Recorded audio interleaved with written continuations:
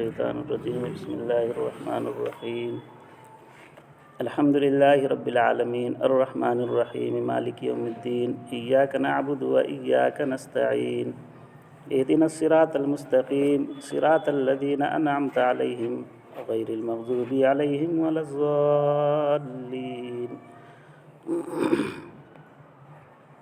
ابھی جو سورت پڑھی گئی سورہ فاتحہ، ہم لوگ ہر نماز میں اس کو پڑھتے ہیں۔ سورہ فاتحہ کے اوپر میں لکھا ہوا ہے مکیۃ۔ سورتوں کے شروع میں کہیں مکیہ لکھا رہتا ہے اور کہیں مدنیہ لکھا رہتا ہے۔ تو مدنی سورت کا مطلب یہ ہوتا ہے کہ ہجرت کرنے کے بعد جب آپ مدینہ تشریف لائے ہیں، اس کے بعد جو سورت نازل ہوئی اس کو مدنی سورت بولتے ہیں، اور ہجرت سے پہلے جو سورت نازل ہوئی اس کو مکی سورت بولتے ہیں۔ اسی لیے سورتوں کے شروع میں جو مکی سورت ہے اسے مکیہ لکھا رہتا ہے، جو مدنی سورت ہے اسے مدنیہ لکھا رہتا ہے۔ اس میں 7 آیتیں ہیں۔ اس کا ترجمہ ہے الحمدللہ رب العالمین، تمام تعریفیں اس اللہ کے لیے ہے جو سارے جہان کا پروردگار ہے، پالنے والا ہے، اس کی پرورش کرنے والا ہے۔ ہم دنیا میں کسی کی بھی تعریف کریں، کسی کی کوئی خوبی بیان کریں، کسی کی کوئی اچھائی بیان کریں، کسی کا کوئی کمال بیان کریں، تو یہ اصل میں اللہ تعالیٰ کی تعریف ہوتی ہے۔ اصل وہ کمال اللہ تعالیٰ کا ہوتا ہے، اصل وہ خوبی اللہ تعالیٰ کی ہوتی ہے۔ وجہ یہ ہے کہ دنیا کے اندر کسی کو کوئی خوبی ملے، کوئی تعریف کی چیز ملے، کوئی کمال کی بات ملے، یہ اصل میں دینے والا کون ہے؟ اللہ تعالیٰ۔ یہ اصل میں دینے والا انسان کو کون ہے؟ اللہ تعالیٰ۔ اس لیے جب ہم کسی کی بھی تعریف کرتے ہیں نا تو حقیقت میں وہ اللہ کی تعریف ہوتی ہے۔ اسی لیے اس میں سب سے پہلا جو لفظ ہے الحمدللہ، جتنی بھی تعریفیں دنیا میں ہو سکتی ہے ان تمام تعریفوں کا جو مستحق ہے حقیقت میں وہ اللہ تعالیٰ ہے۔ کسی بھی کی بھی آپ تعریف کریں، کسی ڈاکٹر کی بھی اگر آپ تعریف کریں تو اصل میں وہ اللہ کی تعریف ہوتی ہے۔ کیوں؟ اس لیے کہ اس ڈاکٹر کو اس کمال تک پہنچانے والا، ویسا ہنر دینے والا، ویسا اس کو مہارت دینے والا یہ اصل میں اللہ تعالیٰ ہے۔ کوئی انجینئر ہو، مکان بنانے والا ہو، کوئی مشین بنانے والا ہو، کوئی موبائل ہے، کمپیوٹر ہے، فلاں ہے، چیلا ہے، یہ جتنا بھی بنانے والے لوگ ہیں اس سب کو اصل ذہن، دماغ، قوت، شکتی دینے والا کون ہے؟ اللہ تعالیٰ۔ تو آپ کسی کی بھی تعریف کریں حقیقت میں وہ تعریف ہوتی ہے اللہ کی۔ لوگ جو اس حقیقت تک پہنچتے ہیں وہ اس تعریف میں اللہ کی تعریف سمجھتے ہیں، اور جن کا ذہن صرف یہیں تک رہ جاتا ہے وہ سمجھتے کہ ان کا کمال ہے، آگے ان کا ذہن نہیں جاتا۔ ہم مسلمان ہیں تو مسلمان ہونے کے ناطے ہمارا یہ عقیدہ ہے کہ ہم کسی کی بھی تعریف کریں گے تو اصل میں یہ اللہ کی تعریف ہوگی۔ اس لیے سب سے پہلا لفظ ہے الحمدللہ، آگے ہے رب العالمین۔ رب کے معنی آتے ہیں پرورش کرنا، پالنا، اور عالم کے معنی آتے ہیں دنیا، اور اس کی جمع ہے عالمین۔ ایک سنگولر ورڈ ہوتا ہے، ایک پلرل ہوتا ہے جس میں سب شامل ہوتے ہیں، سنگولر میں واحد ہوتا ہے۔ تو عالم دنیا اور عالمین دنیا کی جتنی بھی چیزیں ہیں۔ اب ایک بات یہاں پر یہ ہوگی کہ عالم تو ایک ہی ہے، دنیا نہیں، تو پھر جمع کیسے ہو گیا؟ جمع کا مطلب کہ بہت سارا اس میں ہو۔ اصل میں عالم جو ہے نا، ایک ہوتا ہے عالم انسان، انسان جتنے ہیں وہ ایک عالم، چرند و پرند ہے وہ ایک عالم، جتنے درخت ہے وہ ایک عالم، اور اس کے علاوہ جتنی بھی اور چیزیں ہیں، پہاڑ ہے اس میں، آسمان ہے، زمین ہے، فلاں ہے فلاں، یہ سب کو مستقل عالم شمار کیا گیا ہے۔ اور دنیا کی جتنی بھی چیزیں ہیں اس کی پرورش کے لیے جس چیز کی بھی ضرورت ہو وہ اللہ تعالیٰ اس کو دیتے ہیں۔ مان لیجیے درخت ہے، اس کے پلنے بڑھنے کے لیے کس چیز کی ضرورت ہے؟ پانی کی، زمین کی، وہ کون دیتا ہے اس کو؟ اللہ تعالیٰ دیتا ہے۔ ایک پتھر ہے، اس کے بڑھنے کے لیے جو اس کی ضرورت ہے اس کو اللہ تعالیٰ دیتا ہے۔ ایک انسان ہے، انسان کے پلنے بڑھنے کے لیے جس چیز کی بھی ضرورت ہو اللہ اس کو پورا کرتا ہے۔ جنگلی جانور ہے، اس کے پلنے بڑھنے کے لیے جس چیز کی بھی ضرورت ہو اس کو اللہ تعالیٰ دیتا ہے۔ سمندر میں مچھلی ہے، اس کے پلنے بڑھنے کے لیے جس چیز کی بھی جس خوراک کی ضرورت ہے وہ اس کو اللہ دیتا ہے۔ تو جیسے پرورش کا مطلب یہ ہوتا ہے کہ بچے کی پرورش والدین کرتے تو کیا مطلب ہوتا ہے کہ بچے کی ضرورت کی جتنی بھی چیزیں ہیں ماں باپ اس کو مہیا کرتے ہیں، یہ نہ ہوتا پرورش کا مطلب۔ تو دنیا میں جتنی بھی چیزیں ہیں اس کے پلنے بڑھنے کے لیے جس چیز کی بھی ضرورت ہے اس کو اللہ تعالیٰ دیتے ہیں، اس کا انتظام اللہ تعالیٰ کرتے ہیں۔ اس لیے کہا گیا رب العالمین، آپ جتنے بھی عالم ہیں دنیا میں سب کی آپ پرورش کرنے والے ہیں، سب کو آپ پالنے پوسنے والے ہیں، کہ اللہ کی تعریف ہو رہی ہے۔ آگے الرحمن الرحیم، آپ کی رحمت بہت وسیع ہے۔ دو لفظ ہے، ایک رحمان ہے اور ایک رحیم ہے۔ رحمان کا مطلب ہے کہ آپ کی رحمت سب کے اوپر عام ہے، مطلب اللہ کی جو رحمت ہوتی ہے صرف اپنے ماننے والے پر نہیں، رحمان سے جو رحمت ہوتی ہے وہ سب پر ہوتی ہے، مطلب اللہ کے جو ماننے والے اللہ اس کو بھی کھلاتے ہیں، اللہ کے جو نہ ماننے والے اللہ اس کو بھی کھلاتے ہیں، اللہ کو جو گالی دینے والے اللہ اس کو بھی کھلاتے ہیں، اللہ کے جو سجدہ کرنے والے اللہ اس کو بھی کھلاتے ہیں۔ یہ رحمان کا مطلب ہوتا ہے کہ رحمان یعنی آپ کی رحمت ایسی ہے کہ سب پر عام ہے۔ اگلا لفظ ہے رحیم۔ رحیم کا مطلب یہ ہے کہ آپ کی رحمت بہت زیادہ ہے۔ تو رحیم کی جو صفت ہے نا اس میں غیر شامل نہیں ہے، یہ صرف مسلمانوں کے لیے، مومنوں کے لیے۔ تو دنیا کے اندر جب آدمی رہتا ہے تو اللہ تعالیٰ کی رحمت سب پر ہوتی ہے، اپنے پر بھی غیر پر بھی، لیکن جب آدمی یہاں سے آخرت میں جائے گا نا تو صرف رحمت ہوگی مومنوں پر، لیکن رحمت ہوگی تو کم نہیں ہوگی، بہت زیادہ ہوگی، اتنی زیادہ ہوگی کہ انسان کے اپنے تصور سے بہت آگے رحمت ہوگی۔ انسان جیسا سوچے گا نا اللہ تعالیٰ اس سے زیادہ اس کو دیں گے۔ تو یہ رحیم، رحمان سب کے لیے اور رحیم مومنین کے لیے، لیکن رحیم جو سب کے لیے مومنین کے لیے ہے تو اتنا نہیں کہ بس تھوڑا سا دے دیا گیا، بہت زیادہ رحمت ہوگی مومنوں پر اللہ کے ہاں۔ تو دو لفظ ہے الرحمن الرحیم، اللہ نہایت مہربان ہے، رحیم بہت رحم کرنے والا ہے۔ اگلا لفظ ہے مالک یوم الدین، وہ روز جزا کا مالک ہے، قیامت کے دن کا مالک ہے اللہ تعالیٰ۔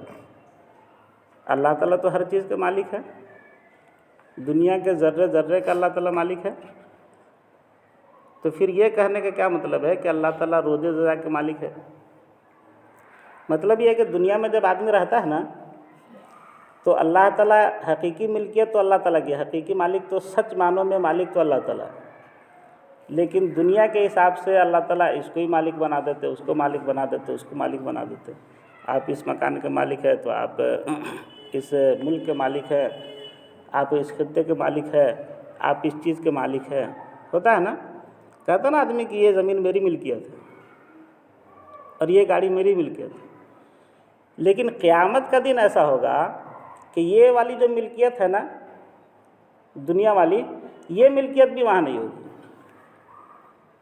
یہاں تو آدمی کہتا ہے کہ ہمارے پاس فلاں چیز ہے، اس لیے فلاں کی یہ سفارش آپ قبول کر لیجیے، ہم فلاں چیز کے مالک ہیں، اس کمپنی کے ہم مالک ہیں، اس لیے اس میں کس کو نوکری دینا ہے وہ میری مرضی ہے، آپ یا اس میں میرا بھی حصہ ہے، ہم بھی اس کی ملکیت میں شریک ہے، اس لیے ہم سفارش کرتے ہیں اس کو آپ اس میں رکھ لیجیے، ایسا ہوتا ہے نا۔ لیکن قیامت کا جو دن ہے اس دن کی جو ملکیت ہوگی صرف اللہ تعالیٰ کی، وہاں کسی کی کوئی سفارش نہیں اور نہ کسی کا اس میں کوئی حصہ، نہ کوئی ساجھیداری، کسی طرح کی کوئی ملکیت حقیقی ہو یا مجازی وہاں نہیں ہوگی۔ اس لیے کہا اللہ تعالیٰ نے مالک یوم الدین، اس روز جزا کا، قیامت کے دن کا صرف اور صرف اللہ مالک ہے۔ آگے ہے ایاک نعبد و ایاک نستعین، ہم آپ ہی کی عبادت کرتے ہیں، ایاک نعبد، ہم آپ ہی کی عبادت کرتے ہیں، و ایاک نستعین، اور ہم آپ ہی سے مدد مانگتے ہیں۔ دعا سکھا رہا ہے اللہ تعالیٰ، اہدنا الصراط المستقیم، آپ مجھے سیدھے راستے کی ہدایت دیجیے۔ سیدھا راستہ کیسا ہونا چاہیے؟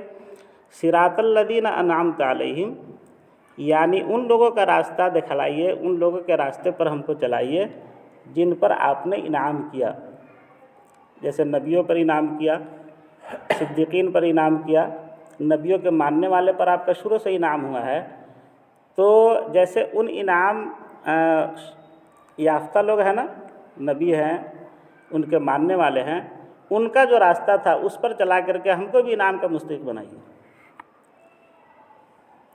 غیر المغضوب علیہم ولا الضالین، ان لوگوں کے راستے پر نہ چلائیے جن پر آپ کا غصہ نازل ہوا۔ قرآن میں آپ جب سنیں گے تو بہت سارے قوموں کا واقعہ آئے گا کہ اللہ تعالیٰ نے ایسے ان کو تباہ کر دیا، ایسے اپنے غصے کا ان پر اظہار کیا، اس طریقے سے برباد کر دیا۔ تو یہ دعا سکھائی جا رہی ہے کہ یہ جو مغضوب ہے، جن پر اللہ کا غصہ ہوا، ان کے طریقے پر ہم کو نہ چلائیے، ہم کو ان لوگوں کے طریقے پر چلائیے جن پر آپ کا انعام ہوا، آپ کا فضل ہوا۔ ولا الضالین، اور نہ ان لوگوں کے طریقے پر جو گمراہ ہو گئے، بھٹک گئے۔ مفسرین لکھتے ہیں کہ غیر المغضوب علیہم سے تو ایسے عام طور پر جتنی بھی قومیں ہیں جو اللہ کے غصے کا شکار ہوئی، سب مراد ہیں، لیکن خاص طور پر یہودی مراد ہے۔ یہودی ایک قوم ایسی گزری ہے جو بہت زیادہ ڈھیٹ قوم گزری ہے، انبیاء پر اعتراض کرنا، کتنے انبیاء کو قتل کر دینا، کتنے انبیاء پر الزام لگا دینا، یہ ان کا کام تھا۔ تو مفسرین لکھتے ہیں کہ یہودی مراد ہے، یہودیوں کے طریقے پر نہیں، ولا الضالین، اور نہ گمراہ لوگوں کے طریقے پر۔ گمراہ سے مراد ایسے تو جتنے بھی گمراہی میں پڑے ہوئے لوگ ہیں، لیکن خاص طور پر عیسائی، اس لیے کہ عیسائیوں نے حضرت عیسیٰ علیہ السلام کے مذہب کو بدل کر کے، وہ تو ایک خدا کی دعوت دے کر کے گئے تھے، ان لوگوں نے ایک خدا کو تین بنا دیا۔ پھر جب ان سے پوچھا گیا کہ بھائی ایک خدا کی دعوت تو حضرت عیسیٰ دیتے تھے، تم کہتے ہو کہ ہم عیسائی ہیں اور پھر تین خدا مانتے ہو؟ تو انہوں نے کہا کہ نہیں، یہ تینوں خدا مل کر کے ایک ہے۔ تو کہا کہ تو پھر ایک خدا مانو۔ تو بولے نہیں، وہ ایک خدا تین ہے، یعنی ان کو خود اپنا عقیدہ مسلک سمجھ میں نہیں ہے، تو گئے اور راستے سے بھٹک گئے۔ یہ اس کا ترجمہ ہے۔ پھر سے ترجمہ کر کے، اور یہ دعا کیسے ہے اس کو ہم سمجھا کر کے بات ختم کریں گے۔ ترجمہ ہے الحمدللہ رب العالمین، تمام تعریفیں اس اللہ کے لیے ہے جو پورے جہان کا پالنے والا ہے، الرحمن الرحیم، جو بہت رحم کرنے والا ہے، رحیم نہایت مہربان ہے، مالک یوم الدین، قیامت کے دن کا مالک ہے، ایاک نعبد، ہم آپ ہی کی عبادت کرتے ہیں، و ایاک نستعین، اور آپ ہی سے مدد مانگتے ہیں۔ مدد حقیقت میں آدمی کو اللہ سے ہی مانگنا ہے۔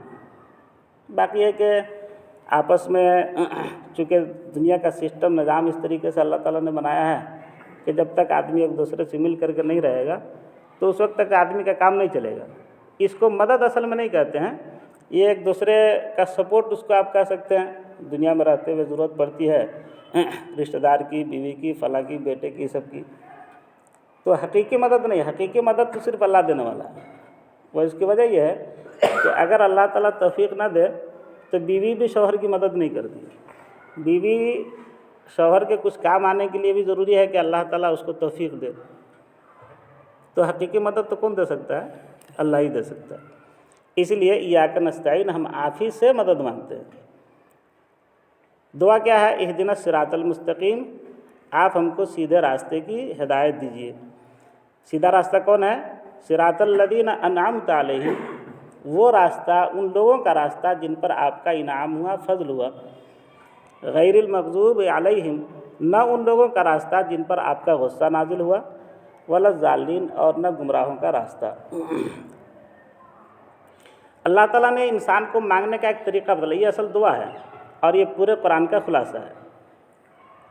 30 پارے کا خلاصہ سورہ فاتحہ ہے، اور یہ اللہ تعالیٰ نے انسان کو مانگنے کا طریقہ بتلایا کہ اگر تم کو مانگنا ہو تو کیسے مانگو گے۔ کیا کہ جیسے انسان ہوتا ہے نا، ایک آدمی دوسرے کے پاس گیا کچھ مدد لینا اس کو، تو پہلے اس کی تعریف کرتا ہے کہ دیکھیے آپ تو ماشاءاللہ اتنے بڑے آدمی ہیں کہ آپ سے بہت سارا گھر پلتا ہے، بہت سارے لوگ کی پریشانی دور ہوتی ہے، بہت سارے لوگ آپ سے جیتے ہیں، اس طرح کی باتیں کرتا ہے آدمی۔ اور آپ کا دل بھی اللہ تعالیٰ نے بہت نرم بنایا ہے، آپ بہت رحم دل آدمی ہیں، کسی کی پریشانی آپ سے دیکھی نہیں جاتی ہے۔ اور پھر اپنے تعلق کو بیان کرتا ہے کہ دیکھیے ہم لوگ کس کے پاس جائیں گے، ہم لوگ کوئی جانتا ہے، ارے آپ کو ہم جانتے ہیں، آپ ہم کو جانتے ہیں، اور پہلے سے بھی آپ ہی سے تعلق رہا ہے، میرے باپ دادا بھی آپ ہی کے ہاں کام کیے، فلاں کیے، اور آپ ہی کے دینے ہونے سے جو ہے سہولت رہتی تھی کچھ، تو ہم لوگ دوسرا کس کے پاس جائیں گے، آپ کے پاس آئیں۔ پہلے ان کی تعریف کیا، پھر اپنے تعلق کو بیان کیا۔ اب پھر اس کے بعد میں آدمی اپنا مدعا رکھتا ہے کہ دیکھیے میرے بیٹی کی شادی ہے، تو ہماری نگاہ تو کہیں اور گئی نہیں، ہم سوچا کہ تو تھوڑا سا ہیلپ کر دیجیے۔ یہ طریقہ ہوتا ہے آدمی جب مہذب آدمی کہیں سے کچھ مدد لینے کے لیے جاتا ہے۔ اس میں بھی پہلے ہی طریقہ بتلایا گیا، آپ کو اللہ سے دعا کرنا، پہلے اللہ کی تعریف، اے اللہ آپ قابل تعریف ہے، دنیا میں کون قابل تعریف ہے، اور آپ سب کے پالنے والے، اور کون پالنے والا ہے، اللہ کی تعریف ہوئی۔ پھر اللہ کی رحمت کو بیان، الرحمن الرحیم، آپ مہربان ہیں، آپ رحم کرنے والے ہیں، آپ فضل فرمانے والے، اور کون فضل فرما سکتا ہے۔ پھر اللہ کی پوزیشن کو جسے بتلاتے ہیں نا کہ آپ کو اللہ نے کیا کمی دیا ہے، آپ فیکٹری کے مالک ہیں، آپ زمین کے مالک ہیں، فلاں ہیں، تو اللہ تعالیٰ کی قدرت کو بیان کیا کہ آپ تو اس روز جزا کے مالک ہیں، اور ایسے مالک ہیں کہ اس ملکیت میں کسی کی شرکت نہیں ہے۔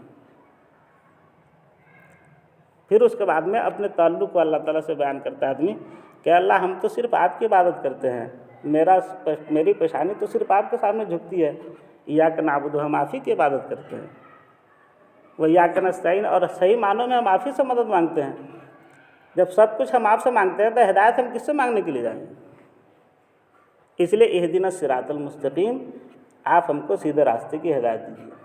تو اللہ تعالیٰ نے انسان کو سمجھایا کہ دیکھو اگر ہم سے کچھ مانگنا ہو نا، یہ طریقہ اختیار کرنا، پہلے میری تعریف کرنا، میرے نہایت مہربان ہونے کو بیان کرنا، اور پھر یہ بیان کرنا کہ میری قدرت کتنی بڑی ہے، سب کچھ کرنے والے ہم ہیں، اور اگر تمہارے پاس کچھ عبادت ہو تو اس کا واسطہ دینا کہ اللہ تعالیٰ ہم تو اتنی ٹھنڈی میں بھی مسجد میں آ کر کے نماز پڑھتے، وضو کرتے ہیں، تہجد کی آپ توفیق دیتے، تہجد پڑھتے ہیں، اس کا واسطہ دینا۔ اب پھر اپنی پریشانی کو رکھنا کہ میرے ساتھ یہ پریشانی ہے، اور یہ میرے مسائل ہے، یہ میرے ساتھ یہ مصیبت کی چیز ہے، اب پھر دیکھو ہم قبول کرتے ہیں کہ نہیں۔ تو یہ جو سورہ فاتحہ ہے نا، اس میں اللہ تعالیٰ نے انسان کو اپنے سے مانگنے کا طریقہ بدلا ہے، کیسے مانگنا ہے۔ تو یہ کہہ دیا طریقہ، اپنا تعلق بیان کیا، ایاک نعبد، ہم آپ ہی کی عبادت کرتے ہیں، وایاک نستعین، اور آپ ہی سے مدد مانگتے ہیں۔ پھر اب مدعا رکھ رہے ہیں، اب جو مانگنے والی چیز ہے اس کو اب مانگ رہے ہیں۔ ابھی تک اللہ کی تعریف ہو رہی تھی، اللہ سے تعلق کا بیان ہو رہا تھا، اللہ کی قدرت کو بیان کر رہے تھے، اب کہہ رہے ہیں اہدنا الصراط المستقیم۔ انسان کی جو سب سے بڑی ضرورت کی چیز ہے نا، وہ ہے اس کا ہدایت پر رہنا۔ ہدایت پر انسان رہے گا نا تو اس دنیا میں ہمیشہ کے لیے کامیاب رہے گا۔ اگر ہدایت پر نہ ہو تو یہاں کی دولت چاہے اس کو جتنی مل جائے، وہ کامیاب انسان نہیں ہے۔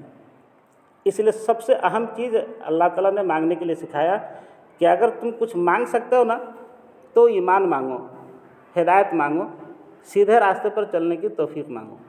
اہدنا الصراط المستقیم، مجھے سیدھے راستے کی ہدایت دیجیے۔ اور سیدھا راستہ کون ہے؟ جن پر آپ نے انعام فرمایا، جن پر آپ کا غصہ ہوا، جو لوگ گمراہ ہے، وہ راستہ سیدھا نہیں ہو تو جہنم میں لے جانے والا راستہ ہے، آپ کو ناراض کرنے والا راستہ ہے، اس راستے پر ہم کو نہ چلا کر کے اس راستے پر ہم کو چلائیے۔ یہ ہے اس کا پورا ترجمہ اور اس کی تفسیر۔